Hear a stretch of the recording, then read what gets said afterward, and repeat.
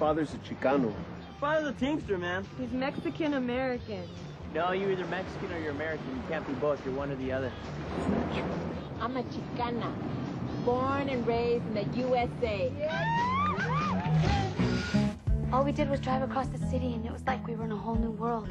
Look, there's so much to learn. They have books in Hebrew, they have French, German, they even have Spanish. We can't even speak Spanish in our schools.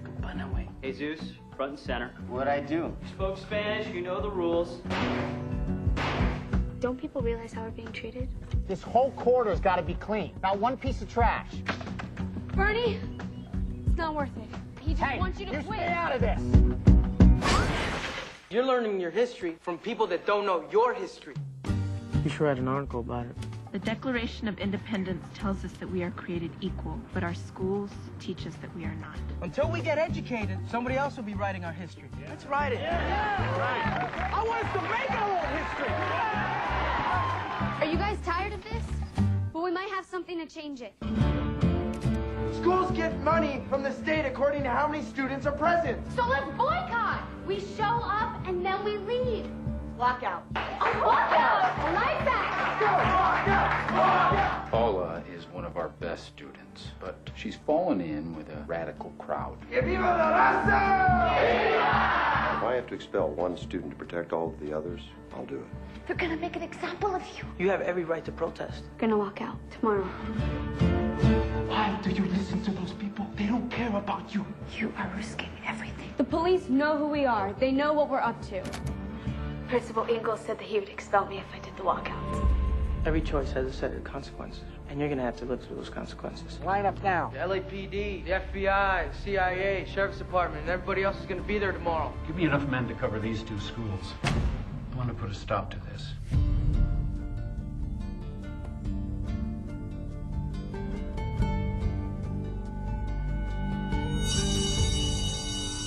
Lincoln, let's walk out.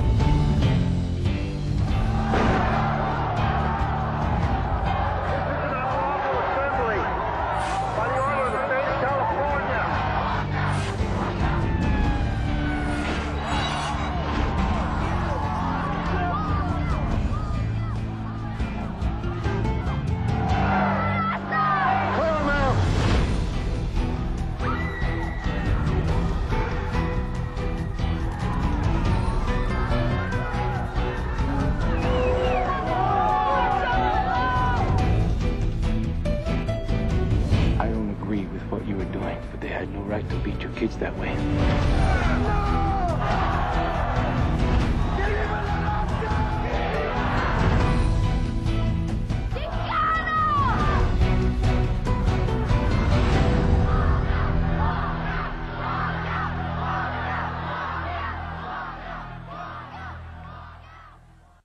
I'm Juan Carlos Herredia, Professor of Communication Studies here at Grand Rapids Community College, and I have with me today Paula Crisostomo.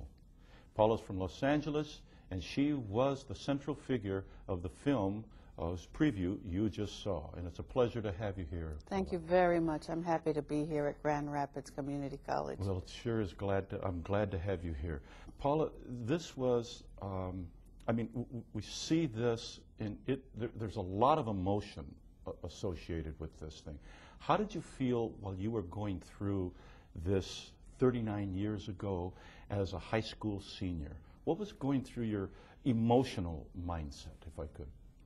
Well, it was 39 years ago, and I was a very idealistic, unsophisticated young lady whose world was very small. There was a lot of fear.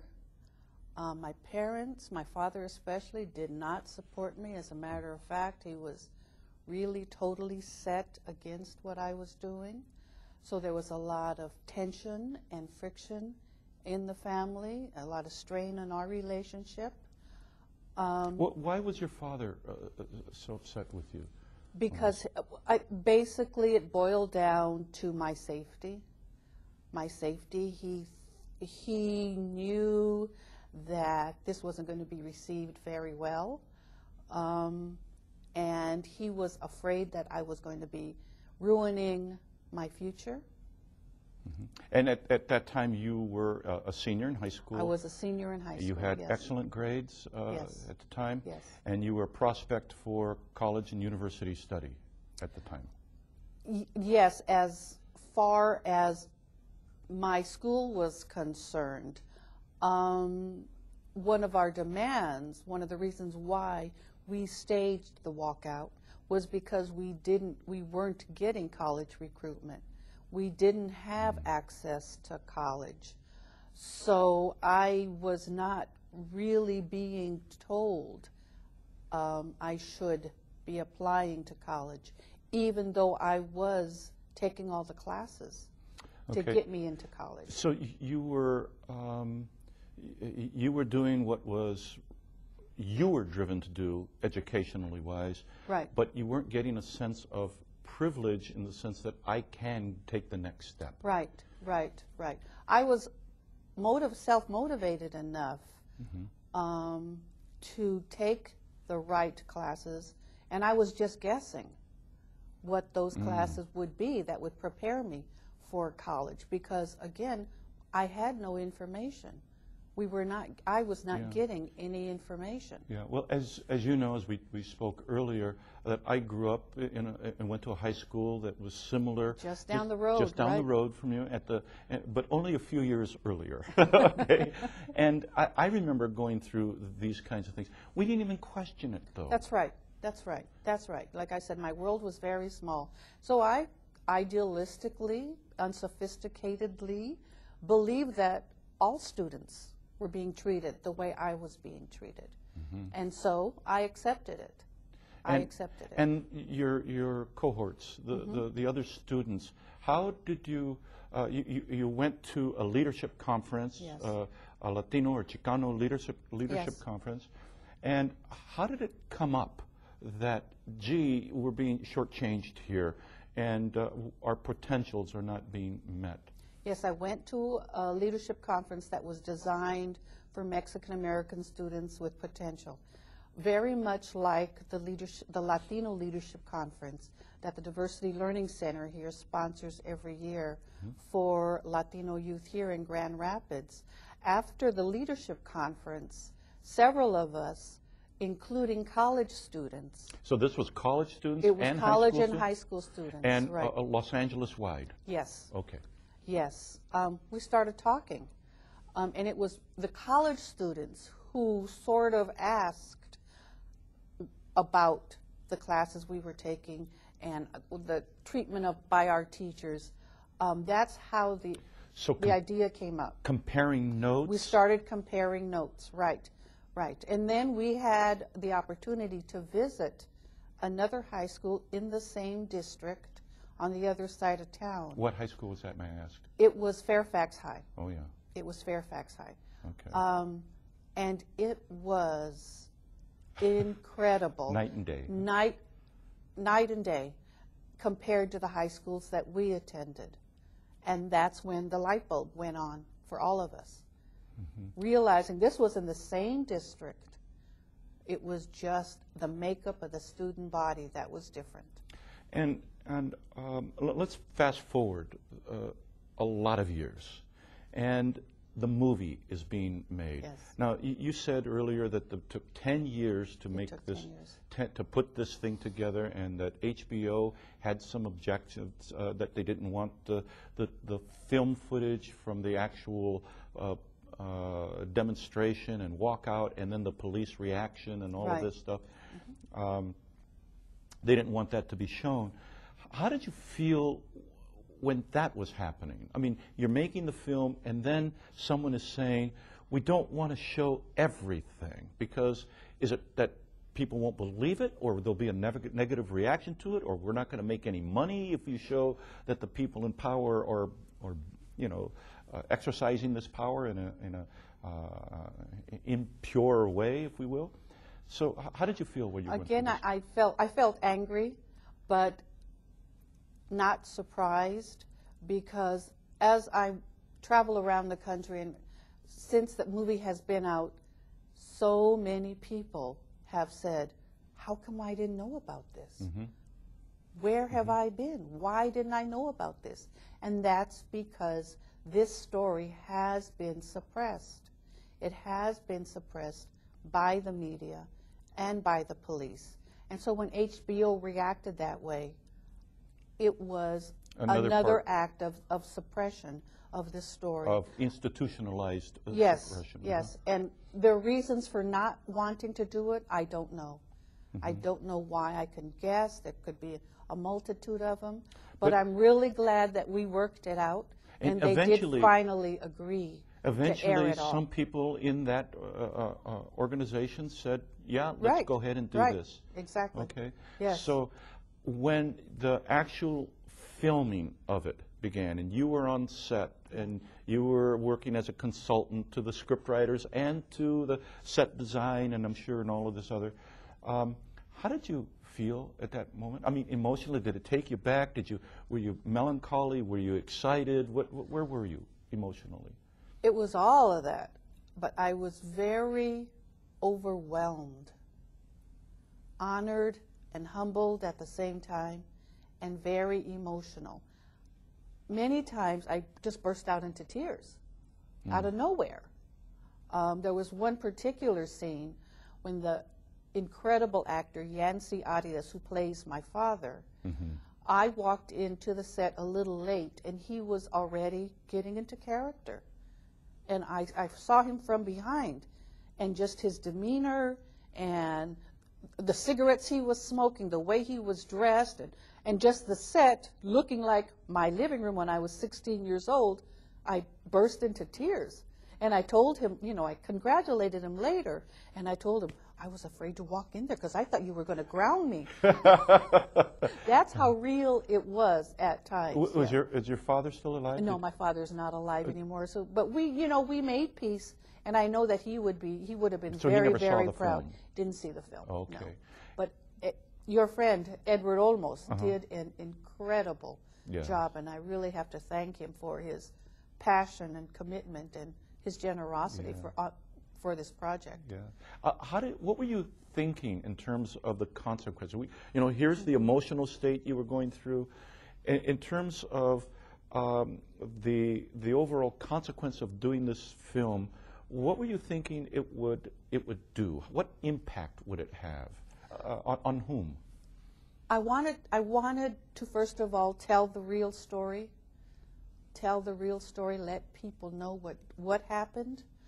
I also hoped it would send an inspirational message to young Latino students, both college and high school age, that education is important, that where they are today is because of the many struggles of people before them, and they should learn about that and appreciate that.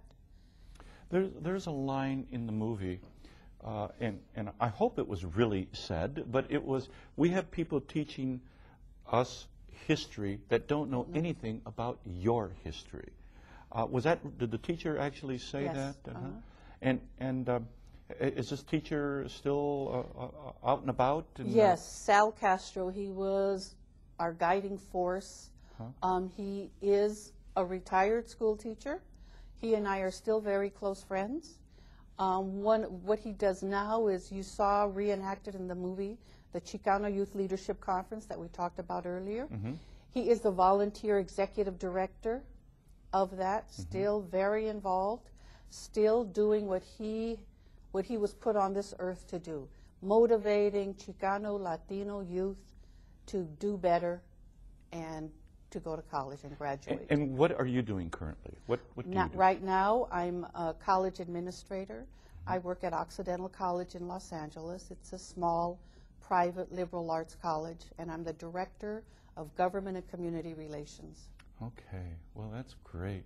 And do you correspond, or you interact with any of the other students that took part in this? Yes, as a matter of fact, I do. As a matter of fact, I'm still very close friends with quite a few of them. Okay. We still get together for dinner. I was bridesmaid in Bobby and Yoli's wedding. They're two of the characters in the movie. And this was not only at Lincoln High School. This was at Garfield High School This and was at Roosevelt and 5 high schools what were in the East schools? LA. This was at 5 high schools in East LA: Lincoln, Wilson, Roosevelt, Garfield, and Belmont. And Belmont, okay. And how did those students become involved? Was it through the leadership conference as It well? was through the leadership conference as well, yes. Okay. And so you linked once.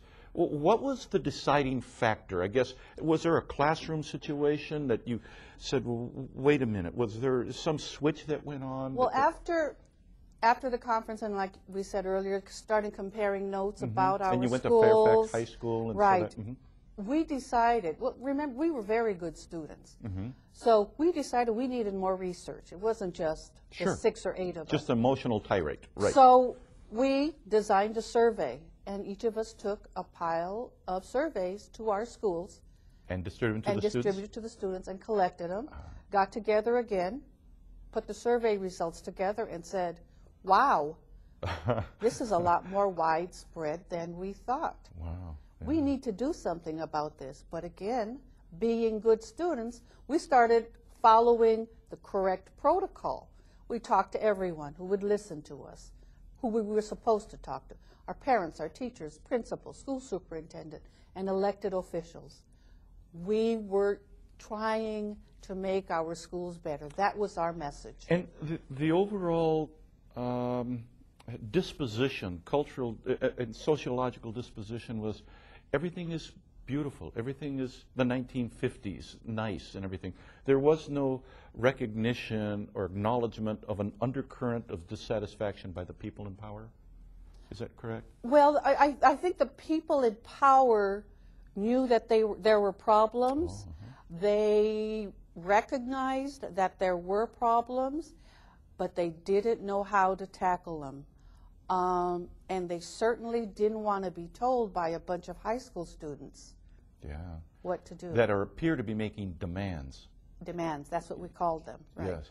And my study of the word demand in the 60s was, this is our last recourse. Yes, right. You know, right. It's not a request. We are already, we're back to the wall. Exactly. We are demanding for our survival. Exactly. And they look at that as, how dare you weak people, and not, I mean, weak being not in a power of position, tell us. Presume that you are above us to make demands on us. Right. So we had a conflict That there. was a big part of that conflict. That was a big part of that conflict. And of course, looking back now, I can understand that. But again, idealistically, at the time, we were just trying to make our schools better. And we went through the proper channels to try and do that. How did the administration and teachers and all, how did they respond to all of this after the walkout? After well, first of all, let me ask this. What happened after the walkout to these concerns you had? Afterwards, the school board met, and not all of the demands were met. Some of them that were met, the school site-specific demands, were met almost immediately. The demands that were more policy-driven, of course, had to take time. And some of those were also implemented. And so, I know one of the demands was, we want the racist teachers to be removed, and we want a bigger library, and we want more facilities in the bathroom situation, and all of that stuff. Did they coalesce to that? Some of them they did. One of our demands was that we wanted teachers who taught in our schools to also live in our community. Okay. And of course, that couldn't. And that was the same concern in terms of the police as well. We wanted police to live in our community, who knew us, kind of thing. And how we lived, right. And so, overall, in your school, and then maybe you can address some of the other schools, after some period of time, after these things, was there less hostility from the administration towards you? It's okay, now we can work together? Or did they still harbor the old, we had to give in? That was mixed. Remember, I was a senior, okay, so that's right. I graduated and left. But of course, I stayed in touch with the underclassmen. Yes, my other students who were still there. But it was mixed. There were administrators and teachers who fully embraced what we were asking to do. As a matter of fact, I was very surprised at the walkouts. This is one of my clearest and probably best memory, at the number of teachers who walked out with us, who I thought were just totally against us, but they walked out with us. So there were some teachers and administrators who did embrace it and support it, but there, of course, there were others who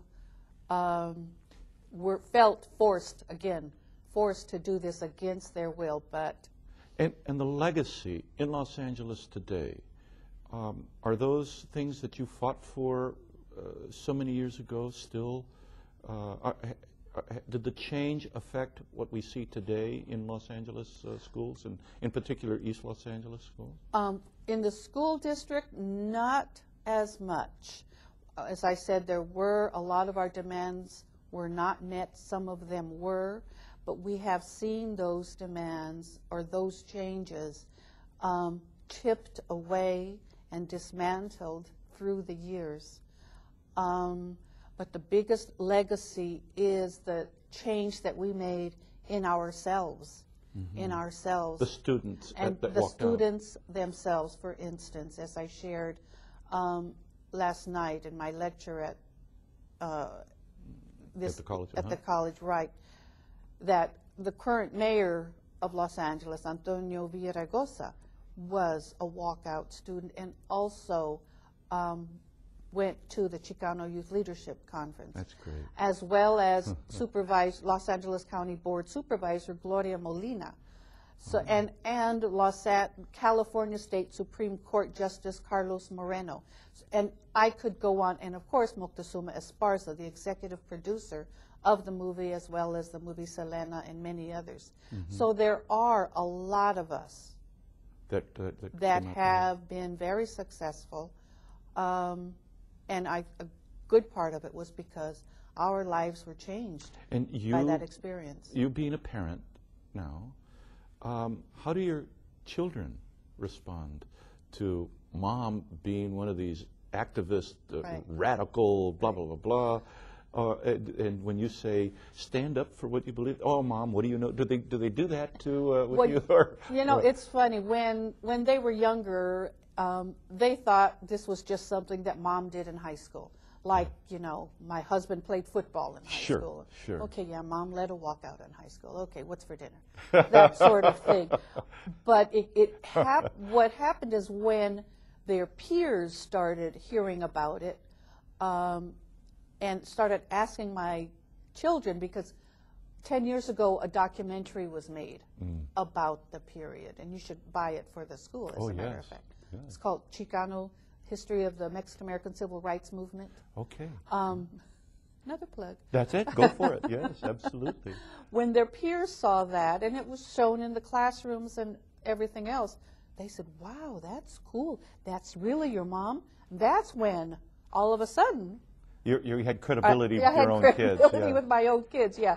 But they're both very, because of the way we raised them, they're both very just and assertive.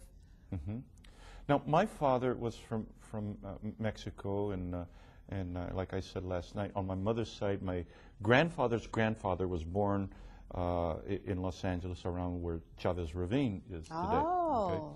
And my father, coming from Mexico, he spoke several languages. Last night you said how that at times the parent-teacher conference, most don't want to go because they can't speak the language. Now, my father would use words that would make the teacher stutter because he was educated very well and such.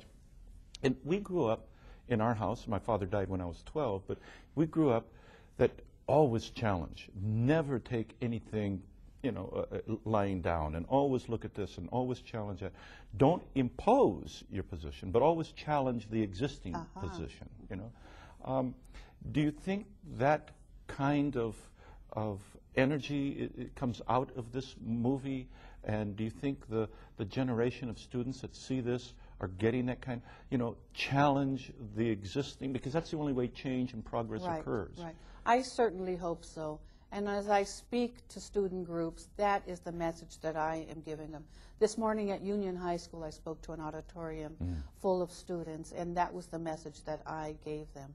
But that they know what they need to challenge, and if challenge is necessary, but that it was up to them. And what of the parents? What of the parents of those children? You're telling the children to challenge, and if the parents are still the old school, from like my mother's side was, Nino, know your place, don't step, don't make waves, and blah, blah, blah, blah. And on my father's side, was a sort of an extremist revolutionary disposition, well-educated, and on my mother's side is very passive. What are the parents? We're telling the children now, take active part. How do we address the parents in that regard to help your children find a voice? Well, I think that with the immigration marches that we saw in this past year, I think that the parents have awoken up, whatever is grammatically correct. Awakened, yeah. Awakened, yes. Thank you. Has awakened and realized that is how change is made here. Yeah, and seeing that was really something. Isn't that something? The multiple generations, that the young entire children... Entire families marching for their rights to change this incredible legislative process that we're going through. Yes. Why do you think, recently, for instance, off the subject just a little bit, but recently in California in particular, there was this move to make English official and this and that. And all the research I've done is that's been, for hundreds of years, people have been saying, when the Germans came, they threatened English. When the Irish came, they threatened in the Italians and such. And we know by the third generation, the first generation comes, they speak maybe only, we'll say, Spanish. The second, the children speak Spanish and English. And then the grandchildren only speak English. Why do you think there's such a concern for the move to make English only when we know that it doesn't have an effect? I think it's xenophobia. It's just fear. It's just fear. And going back to that institutional racism that we talked about earlier. So how do we enlighten the people that because of our skin color and because of the songs we listen to, I mean, we're not accepted for that, but boy, we'll eat all your food. You know what I mean? But and salsa music, yes, But how do we best inform? Because it's a fear thing. It's not, gee, let's find somebody to hate, as much it is, I don't understand. I don't understand. That's right. That's right. We have to find ways to dialogue with each other. Good, structured, productive ways to dialogue and to teach each other about each other's rich history and culture, and to understand, once again, that there are generations of us who have been here in this country. Yeah. So you think that starts with, third graders playing with third graders? I think, I think it starts in baby steps. It does start with baby steps, but it has to be a multi-pronged approach and a parallel approach with the children as well as the parents, because it is the parents who are teaching the children about differences, whether they accept them or not. Okay. Well, I want to thank you so much for being here today. This was very enlightening for me, having grown up in the area, and then I was in Vietnam, so I missed all of this stuff and get back right when you guys were walking out, and what's going on, that kind of a thing. So I get a history lesson here, and I thank you, and it was my pleasure. I wish you great energy and the best of luck and wishes in thank you, John. in I trying really to inform people. That. And please say hi to my old high school buddy, Eddie. I will. Okay. I will. Thank you very much. Thank you. It was my pleasure. Good my night. pleasure. Good night.